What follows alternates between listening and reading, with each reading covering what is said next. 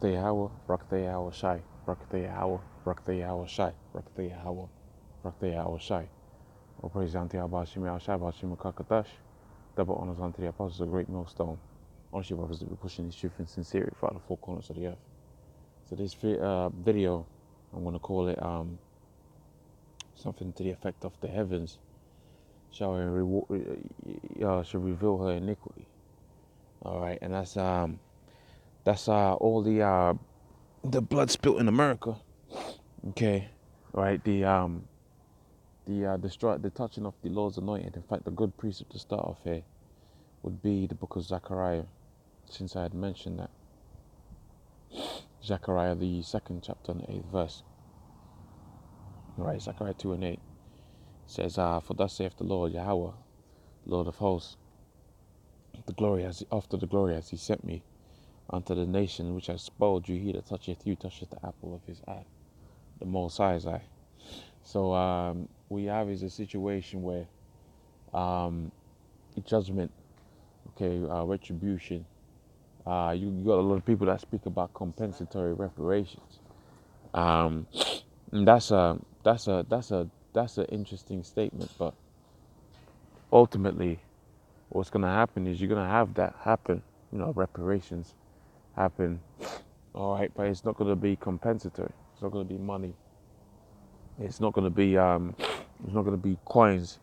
Okay, that they're going to print out. Cash that they're going to give out there to Jake, but rather the Lord. Okay, Yahweh Shai, He's gonna give the resource back unto His people.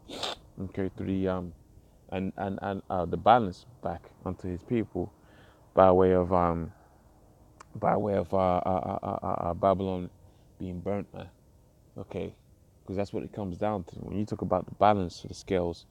Okay, the balance of what happened to our people going back onto Esau. Okay, you're talking about the nation of Edom and his people, all right, being destroyed, all right. And then when we go back into the book of Revelations 13 and 18, excuse me, you find out that when this thing goes down, it's World War III, okay, which this Iran thing that they're speaking about at the minute, that could all come into that. Remember, Second Ezra the 15th chapter does speak about how how um how pretty much the Carmenians are gonna remember their ancient mindset. When you check out the history of the Carmenians was to be into war, man. All right, they was into war. All right, they was into they was the Medio Persians, man. They had that 1 million man standing army. Okay, they was a warrior mindset on them. Now they're going into a sort of sleep mode right now with the aggression and the friction that's between America and Iran. Um, they're returning back into their old ancient mindset. But in addition to that, they're going back in through treaties with Russia, and Russia's got back in through treaties with China, through trade deals and treaties. So when this thing pops off, it's gonna be like a World War III, man. It's gonna be World War III. No, it's gonna be like it's gonna be. All right, and with the smoke of Babylon burning, the nations, okay, are gonna see the iniquity. All right, and people are gonna remember how the children of Israel was in slavery, hardcore slavery, all right there. Because when that thing pops off, you're gonna have to ask. A lot of people remember what happened in 9/11. A lot of people got spiritual, man. Okay, people get very spiritual when adversity comes. All right, so when adversity comes again, this is gonna be um, this is, it's spoken. Excuse me again. Right, what the precept say, the scripture says that there's gonna be a time like such has never been like it, time of Jacob's trouble. So this is gonna be a time of great tribulation, and hence people are gonna get very spiritual. And the natural question that's gonna be asked is, all right, why has this come about? All right, why is the situation played out the way it's played out? And the simple answer is, okay, balancing of scales. Okay, the scales has to be balanced. All right, as we read in the precept I had before, you got a situation where balance has to be established. Okay, you have to have you have to have things happen in such a way that where one aspect, okay, one aspect of the people that surround, okay, that have suffered, so called, to speak in a way, okay, they're gonna have to have that suffering played put back on them, man. Okay, what's it called? What's the word I'm looking for? It's gonna have to be made alright so you can understand, right? Because at the minute, okay, it hasn't been made alright. It's not good, okay, and it's as though Yahweh outside has forgotten, okay, his people. But guess what? You read in the precept before, he hasn't, and he will surely avenge, man. Okay, he will most assuredly, okay, he's gonna avenge, man.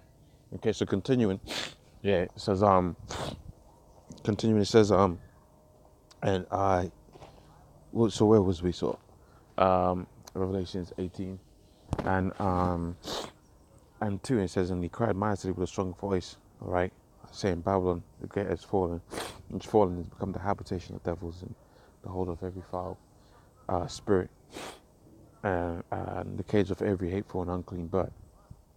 Continuing, it says, for all the nations have drank of the wine of a wrath of fornication. All right, and what's that dealing with? All right, democracy. All right, how this kingdom functions. Okay, and how pretty much you have a situation where, okay, right, these nations, all right, they learn their ways off of Babylon. Okay, they learn their democracy off of Babylon. They learn their social conduct off of Babylon, and therefore it's likened unto what? It's likened unto them drinking of the wine of a wrath of fornications.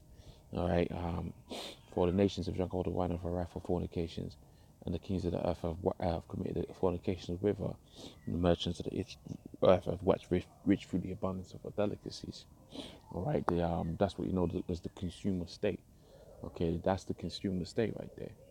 All right. All right, because you got all these China got hella rich off of the consumer ways of Babylon. Okay, they got rich off of that. All right, but guess what? All right, it's gonna be to no avail. All right, because this smoke of Babylon's gonna be seen, man. The judgment's gonna be seen from the four corners of the earth. That smoke cloud, get that mushroom smoke cloud is gonna be seen from afar, man. Okay, everybody's gonna see it. Everybody's gonna know. Okay, this is what happens. Okay, this is what happens when Yahweh is not is pissed off, man. Okay, everybody's gonna know that, and everybody's gonna know. Okay, this is what this is why this has happened.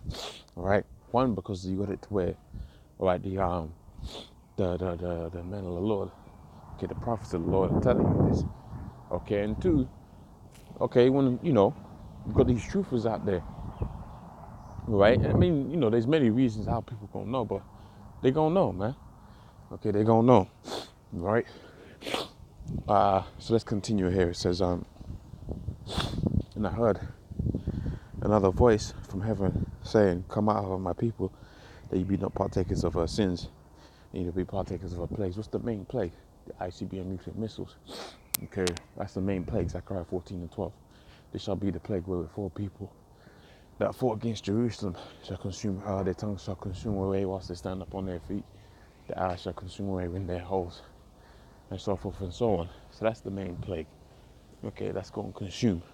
Okay, you got other plagues, biological warfare. All right, they got the Ebola coming back. Okay, you also got the Black Death, the bubonic plague coming back as well. All right, so there's all kind of plagues that's gonna be out there. All right, but the main plague is gonna be the plague of the missiles, and coming out of my people, that's actually gonna be the trumpets of the Lord upon His return. How He's gonna deliver His people through the chariots. Okay, the chariots are gonna sound a horn. And the horn is gonna what? It's gonna be delivering the Lord's people. All right, it's gonna be delivering the Lord's people. All right, let's continue. It says, "For since I've reached unto heaven, and the Most High has remembered her iniquity, rewarded even as she has rewarded you double unto her, according to her works in the cup which she has filled." All right, that's so much torment in her. Give her, she's live deliciously, and you see how the American Edomite lives, especially the American Edomite woman lives. They live a lush lifestyle, man. Okay, they're in a perpetual state of splendor. Okay, all right, they're in a perpetual state of living large, man. Holidays, holidays, holidays. Okay, living in penthouses, but that's gonna come to an end, an abrupt end. Okay, continue. Excuse me, I got the hay fever. So she's lived this, and she says, "I sit a queen. I have no widow. I know no sorrow," and that's because they've never lost a major war, right? And no major war has ever been played out in America, right? But see, the first war in America, where the other nations gonna come, or they're gonna send missiles there, it's gonna be the last one for America, which is World War III. Okay, excuse me. Right, so continuing, I'm gonna close out in a second now. Nice, continuing. It says, "Therefore shall her place come in one day, death, mourning, and destruction, and she shall utterly be burnt up. For so strong is the Lord that judgeth her." Right, and let's go to the point. 10th verse, 9th verse. It says, "For the kings of the earth, all right, who have committed fornications with her, live delicious with her, shall bewail for her and lament for her when they see smoke of her burning, standing afar off, saying, for fear of torment, saying, Alas, alas, that great city Babylon, which is America, right? For when in 1 hour the judgment has come."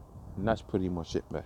So with that, I'm gonna say, "All praise unto Yahweh, Hashem, Kakadash, double honors unto your apostle, great millstone.